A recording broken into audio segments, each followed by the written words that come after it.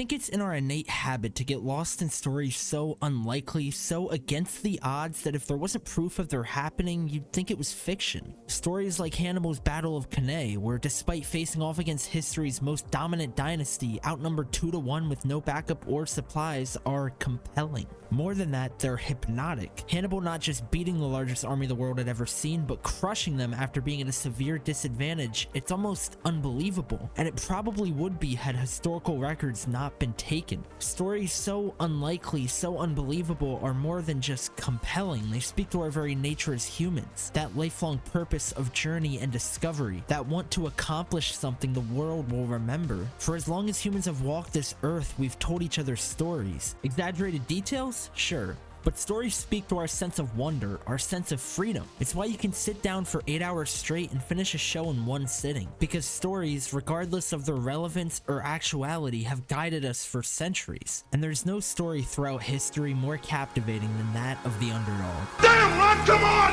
What's the matter with you? There is no tomorrow! Cowards do that, and that ain't you! You're better than that! You see, he's not a machine! He's a man! You're fighting so you can watch everyone around you die! Think, Mark! I want to do what you do. I want to be just like you.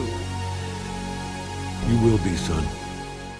David and Goliath is usually crowned as the true father of underdog stories, and rightfully so. It was the first purely fictional medium to explore the concept, but throughout real history, there's been numerous famous instances of humans overcoming unbeatable odds. We already talked about Hannibal's battle, but events like King Leonidas' stand, where 300 of his best Spartans defended a narrow pass from tens of thousands of Persian soldiers, giving his city and army the time they desperately needed to regroup and retreat. The sacrifice of these men, none more famous than King Leonidas himself, likely saved thousands of lives, if not the Greek Empire itself. Outnumbered 100 times over, the Spartans stood for nearly 3 days with no food or rest, sacrificing themselves for their ultimate cause. It's a story so unbelievable you'd think it'd have to be a movie script, and eventually it was. But this stand did happen, despite the insurmountable odds, and interestingly enough, I've never once heard anyone say, "I wish the Persians had won." And I don't mean the Battle of Thermopylae itself. The Spartans eventually fell after being overwhelmed at the pass. But what if they didn't stand for 3 days? What if they fell after like 20 minutes? I don't know how history would have changed, but the story itself would be much less interesting. In fact, it probably wouldn't be remembered at all. They'd just be more statistics lost to history, and despite their bravery, they'd ultimately be forgotten.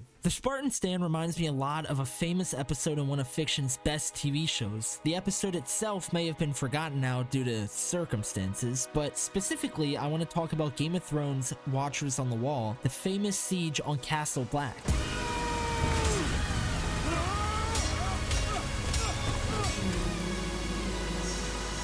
Now gathers, and now knowledge begins. It shall not end until my death. The two sides of this battle are an entire army of wildlings, possibly 100,000 strong, and the men of Castle Black, about 100 strong. The story sets up the wildlings as an antagonistic force who, if successful, will pillage villages for thousands of miles. And then of course we have the 100 men of Castle Black, with arguably the main protagonist of the entire show, Jon Snow. Before the siege even begins, there's a sense of hopelessness in the air. The men at Castle Black are outcasts, they're inexperienced. They aren't 300 Spartans, they're a group of murderers, thieves, and rapists. At best, they have a few useful men, and at worst, they're a little better than farmers. Now, if this were any other show, it'd be pretty obvious that despite the odds, the men at Castle Black were gonna win. But this isn't any other show, this is Game of Thrones, a show that built its reputation on being unpredictable. The first time watching this, I genuinely had no idea what would happen, but of course, you found me rooting for the Night's Watch the entire time. As the siege begins, the Wall's quintessential leader gives a speech in which he states, "You are all going to die tonight, but before that, you'll fight, and you'll die protecting the men who stand beside you. No one will remember any of this. No one will remember your names, but we will fight and we will die with honor.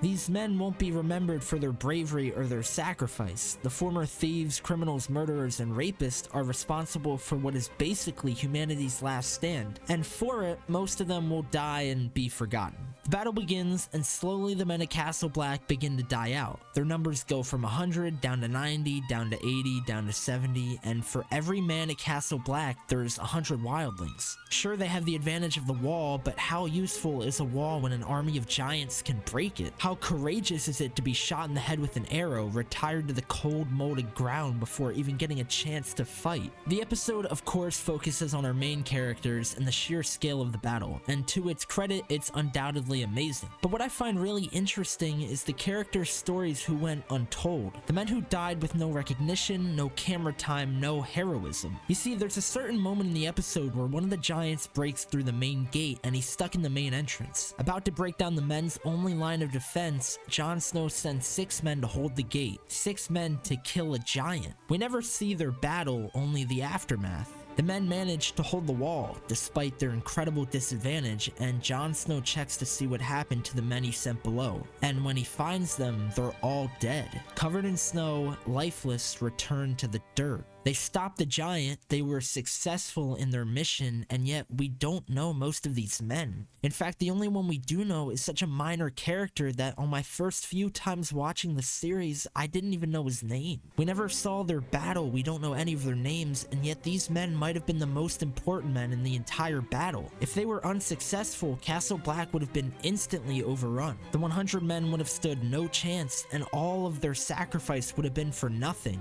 But they were successful, and for it, they'll never be remembered. And I think that makes their story that much more compelling. Now, I'm sure there's a few people who are rooting for the wildlings, but for the most part, everyone was rooting for the men at Castle Black. Regardless of that being our protagonist's side, the men at Castle Black are just more enticing to root for. Just 100 men, 100 outcasts, 100 men who have no place in the world versus an entire army. It's not because our protagonist was on the underdog side that we rooted for Castle Black, it's because they were so severely outnumbered that them winning, it just scratches an itch. I'm sure that if you were a Persian foot soldier, you weren't rooting for King Leonidas. To you, he was just a man responsible for the deaths of thousands of your friends. To the Persians, he was an enemy, and a powerful one at that. But to an audience, he's this odds-defying being, this incomprehensibly incredible leader, responsible for one of the most impressive feats accomplished during mankind. Now, there's thousands of examples just like Leonidas throughout history, and I think any of them could prove the point that the best stories are focused on someone who has no chance, but in the world of fiction, I think it works just as well the other way. It's just as interesting to watch a character so insignificant, so powerless rise to the top, and even more fascinating to watch their subsequent fall. There's a few examples that I could use, but I think the best one has to be Walter White. Maybe you and I could partner up. Yeah, Mr. White. Yes, science. As a protagonist, we follow him through the entirety of the show, but there's a certain point where the narrative around him changes. He goes from a cartel boss's cook to having full control over a drug empire. And with his rise comes the audience disdain for him. There's an infinite amount of things to talk about with this show, but I'd like to focus on just the characters, because this isn't just some run-of-the-mill sitcom with a laugh track and 5 different love languages. This is Breaking Bad. Walt starts out as a severely underpaid and overqualified high school chemistry teacher, a man whose potential in life is being completely wasted for one reason or another. He's the furthest thing from a criminal, he's awkward, he's lacking in confidence, and he's just kind of an average American suburban dad who's been living his life scared, afraid to take any risk. His day-to-day hasn't changed in 20 years, and he finds himself stuck in the same loop of meaninglessness that every middle-class adult ends up in, too stuck to find any fulfillment. But everything changes when he's diagnosed with cancer. That fear, that habitualized routine that he's been too scared to break, he realizes that he hasn't lived his life, he's just been existing. Now, pretty questionably, instead of going on a journey of self-growth and discovery, he decides he wants to sell meth. But hey, everyone copes differently. He starts out as a small-time cook, dealing for what turns out to be a little more than pocket money on the street with his iconic partner Jesse, who is Jesse. Yes, science! The early episodes of Breaking Bad are usually the most criticized, and besides showing just how good the show really is, I think it just kind of shows the point where we really start rooting for Walt. The first couple episodes are always the hardest to get through. Besides Walt killing Crazy 8, we'll come back to that later, not much really happens. It kind of feels like we're watching a normal dude go about his routine with just a little bit of drug dealing on the side. It's not really that interesting. That is, until the 6th episode of season 1, where Walt decides to take on this story's version of Goliath. Now this is probably going to be a hot take, but there's nothing particularly interesting about Breaking Bad until Tuco comes along. Not because he's that interesting, and not even because he's that good of a character, it's just because he's Walt's superior. He brings conflict to a story that, at this point, had kind of been lacking.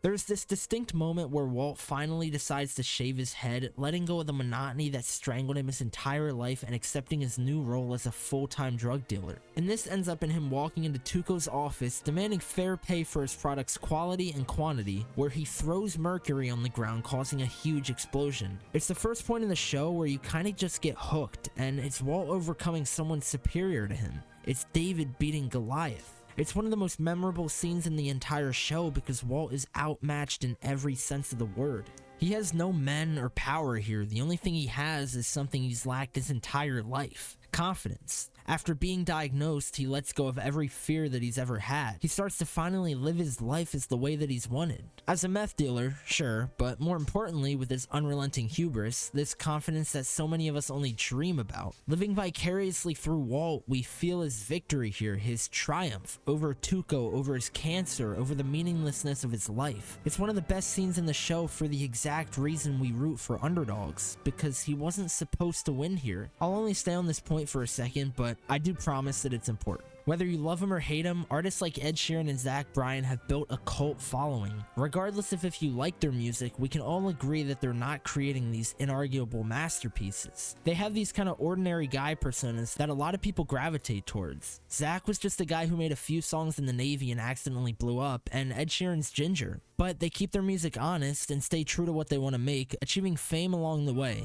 It's the same idea with any fictional character, but people like it even more considering the fact that these are real people. It gives them hope that these ordinary people who've achieved world fame and endless wealth are just like them, and it's kind of the same thing with Walt. Over the next few seasons, he faces similar challenges, and I think it's impossible to point to one moment where everyone turned against Walt. You have Jane's death, Walt's severe manipulation and mistreatment of Jesse, and especially his poisoning of Brock, but at the very least, those actions had purpose. In some twisted way, he let Jane die to help Jesse. Yes, obviously he did take advantage of his weakened mental state, but proved in the finale he did care for Jesse. Even his poisoning of Brock, you could chalk up to him needing Jesse's support against Gus. Obviously it wasn't a good thing to do, but I don't think it flipped everyone. His real moment comes after Gus is dead, after Walt has no more conflict in his life. I see a lot of fans argue that Season 5 isn't necessary, that you could remove it and make the show even better, but in my opinion, Season 5 is the best storytelling in Breaking Bad. It's when my feelings for Walt were the strongest and most clear that they'd been in the entire series. Because in the earlier seasons, I slowly watched Walt climb to the top, losing his humanity along the way, but now he'd already made it, and there was no one left to challenge him. In every season, we have conflict. We have something that causes Walt to rise to the occasion and throw out his humanity. There's always an element of survival with him because someone is always looking to get rid of him. But in Season 5, Walt's already climbed the mountain. He's made it to the top. As the audience, you figure now that he's made it, now that no one is in his way, he can kind of just chill and run his drug empire. But interestingly enough, that's not what happens at all. Walt doubles down. He wants more. He doesn't just want to sell meth, he wants to own the entire industry. Even when there's no one left in his way, he keeps pushing, and I think almost everyone can agree Season 5 is where Walt is at his worst. It's where the flip switches from Walt being some kingpin's cook just trying to survive to Walt running an empire. And besides maybe the very last episode, I don't think there's a scene in this episode where you're rooting for Walt to succeed. But still, we watched it all the same. Right as Walt reaches the top, we quickly throw out any excuse for his character. But I want to ask a genuine question.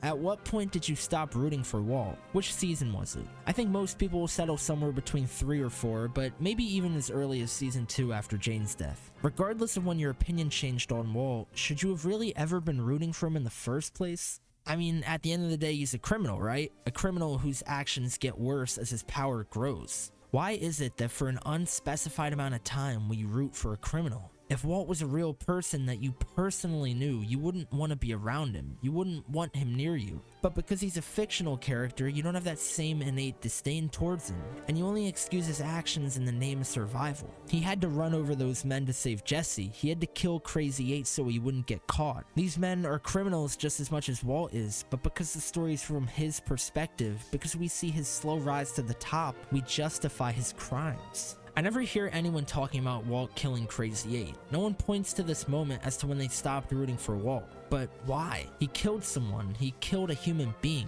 I mean, sure, he was a criminal, one that tried to kill Walt first, but that doesn't excuse murder, does it? Is it because Walt felt guilty about his murder? Because he fed him sandwiches and kept him alive as long as he could? Is it because Walt killed him to protect himself and the people he loved? Or is it because at that point, Walt was just kind of this normal dude who'd barely scratched the surface of the drug war that he'd soon rule? I think oftentimes, regardless of any prior feelings or bias, when a David versus Goliath situation presents itself, we can't help but throw out our morals. In sports, if I'm watching a random game between two teams that I feel pretty indifferent about, I'm usually going to root for the one that's fighting an uphill battle. Regardless of the players, no matter how hopeless, if LeBron James is down by 20 points against the Celtics, I'm rooting for a masterclass. Because what's more interesting, watching one player single-handedly change the outcome of a game, or a team holding on to a lead and winning in a blowout? It's almost enchanting to imagine scenarios so unlikely you'd think they were fictional, and most of the time they are, because 90% of the time those teams pull through and win their game. But that 10% of the time, that 10% that's so unlikely you can't help but root for it, it's what we live for. It's why we tell stories in the first place. No one remembers the battles where armies twice as big massacred an inferior opponent. No one really cares when a team wins by 30 points in a meaningless regular season game. The most talked about moments in sports, in history, they aren't when the clear favorite gets the job done.